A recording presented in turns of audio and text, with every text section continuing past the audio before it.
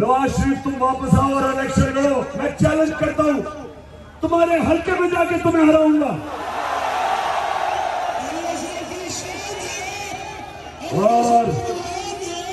اور زرداری تم اور تمہارا دیسی ملاتی بیٹا جو انگریز کی طرح اردو بولتا ہے، پانی شوشا تو پانی آتا ہے، 14 سال میں اردو نہیں سیکھ سکا. میں سن آ رہا ہوں، مجھے ذرا ادھر سے فارغ ہونے دو. زرداری تمہارے پیچھے میں سن آ رہا ہوں، جاری کر لو.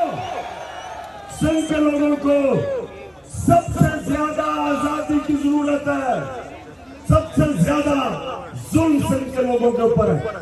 تو انشاءاللہ ہم وہ جماعت ہیں اور میں وہ سیاستدار ہوں جس نے ملک سے باہر نہیں بھاگنا. میں نواز شریف نہیں ہوں کہ ہر وقت جب اس کے اوپر کوئی کیس ہوتا ہے پہلے مشرف کے گھٹنے گوڑے پکڑ کے این آر او لے کے باہر بھاگ گیا، پھر این آر او لے کے واپس آیا، پھر یہ ڈاکے